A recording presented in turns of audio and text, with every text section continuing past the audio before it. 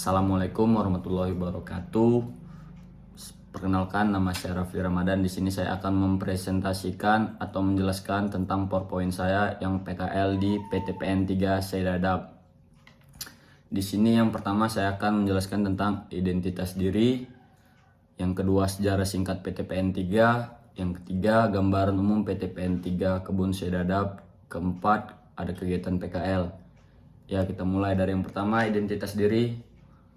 Nama saya Rafli Ramadan, NPM 1904290037, jurusan Agroteknologi, kelas Agroteknologi 1, Stambuk 2019. Tempat tanggal lahir Medan 30 November 2001. Alamat Jalan Mutiara 1 nomor 10 Perumahan BSD, Kecamatan Patumba, Kabupaten Deli Serdang, Provinsi Sumatera Utara. Yang kedua, sejarah singkat PTPN Perkebunan Nusantara 3. PT Perkebunan Nusantara 3 atau Persero adalah badan usaha milik negara Indonesia yang bergerak di bidang perkebunan kelapa sawit dan karet.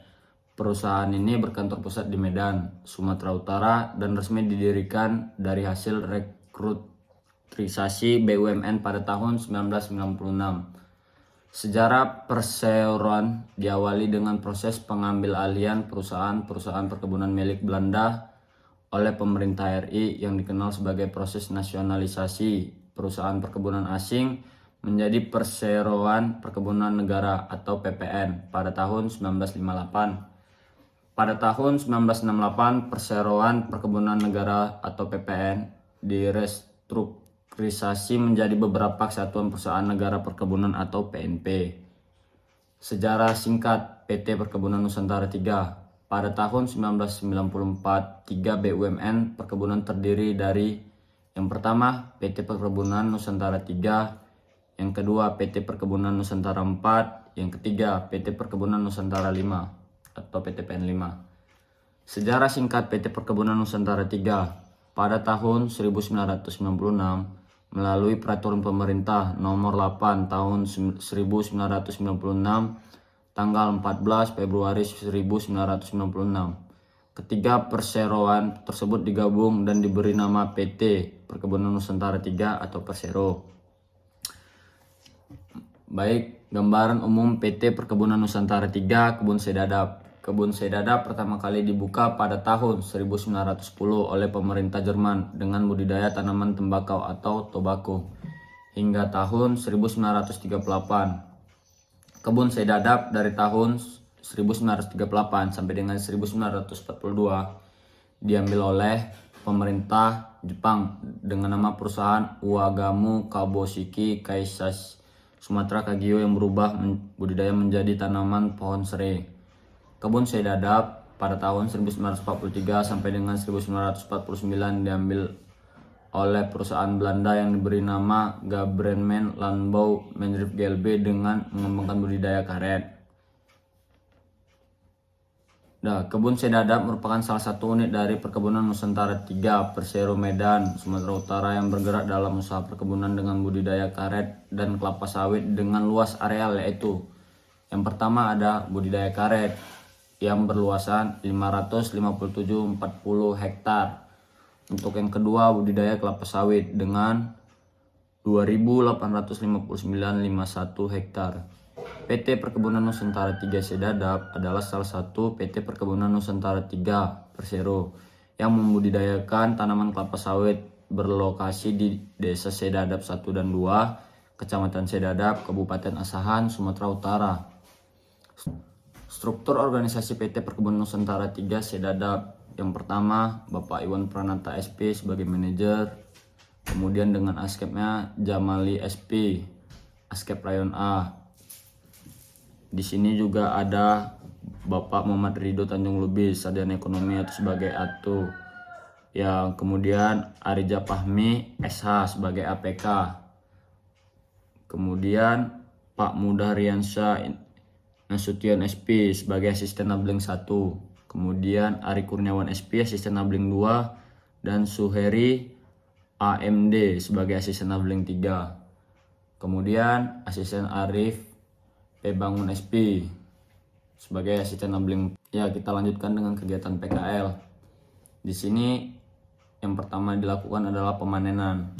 Pemanenan merupakan pemotongan tandan buah segar dari pohon sampai dengan pengangkutan ke pabrik, yang meliputi kegiatan pemotongan tandan buah segar yang telah matang, pengutipan brondolan, pemotongan pelepah, pengangkutan hasil ke TPH, dan pengangkutan hasil ke pabrik kelapa sawit. Yang kedua ada pemupukan. Pemupukan merupakan kegiatan menabur pupuk secara merata pada piringan pada tanaman menghasilkan yang umurnya di atas 4 tahun. Secara umum pupuk yang sering digunakan yaitu NPK, urea, dan dolomit dengan cara ditabur dengan merata mulai dari batas luar piringan menuju ke arah luar. Yang ketiga yaitu pengendalian gulma. Pengendalian atau penyemprotan gulma merupakan suatu kegiatan pencegahan gulma di areal tanaman dengan menggunakan bahan kimia berupa herbisida. Pengendalian gulma perlu dilakukan karena dapat mengganggu aktivitas pekerja di lapangan seperti pemupukan, panen, dan aktivitas lainnya. Selain itu, gulma yang tidak dikendalikan juga akan mengganggu pertumbuhan tanaman kelapa sawit dalam penyerapan unsur hara yang diberikan. Penunasan. Penunasan merupakan pekerjaan memotong pelepah dengan tujuan menjaga standar jumlah pelepah tiap pohon kelapa sawit. Jika tanaman terlambat dalam penunasan, maka pelepah akan tumbuh lebat dan akan menyulitkan pekerjaan panen sehingga buah akan banyak yang tidak terpanen. Ya, dilanjut dengan aspal atau assistant pollination. Aspal merupakan penyerbukan bantuan oleh manusia yang bertujuan untuk meningkatkan produksi pada tanaman kelapa sawit yang berusia muda dengan cara mengurangi jumlah buah Parthenocarpi. Aplikasi janjangan kosong.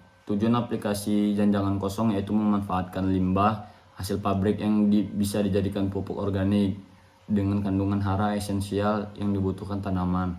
Selain itu, tujuan lain aplikasi janjangan kosong yaitu untuk mengurangi pemakaian pupuk kimia sintetis. Permasalahan yang dihadapi selama PKL yaitu 1. Dalam melaksanakan kegiatan cuaca yang tidak menentu menjadi hambatan dalam melaksanakan kegiatan PKL. Yang kedua, pengaruh topografi terhadap kapasitas kerja panen kelapa sawit. Kondisi topografi kelapa sawit yang beragam menjadi permasalahan tersendiri dalam pengelolaan panen kelapa sawit. Kesimpulan hasil dari PKL yaitu bahwa kegiatan ini benar-benar menambah wawasan mahasiswa dengan ilmu yang diberikan oleh pembimbing lapangan baik di kantor PTPN 3 Kebun Sedadap maupun di tiap-tiap afdeling yang telah dikunjungi mengenai materi dan cara kerja di lapangan. Banyak perbedaan praktik secara langsung maupun dengan teori yang sebelumnya sudah dapatkan mahasiswa pada perkuliahan. Perbedaan tersebut seperti pemupukan, penunasan, penyemprotan gulma, aspal, pengaplikasian janjangan kosong, pembumbunan, pemeliharaan jalan areal kebun, dan lain-lain. Sarannya, yang pertama dalam proses pengelolaan kebun perlu ketaatan dan konsistensi seluruh afdeling untuk menjalankan standar prosedur operasional atau SPO, sehingga standar mutu tandan buah segar atau TBS sesuai dengan potensi produksi dan instruksi kerja. Untuk yang kedua, diperlukan sumber daya manusia atau SDM yang memiliki pengetahuan dan sudah berpengalaman di lapangan maupun agar tidak terjadi pemanenan buah yang tidak sesuai dengan kriteria matang panen. Mungkin sekian saja tentang PowerPoint saya ucapkan terima kasih. Wassalamualaikum warahmatullahi wabarakatuh.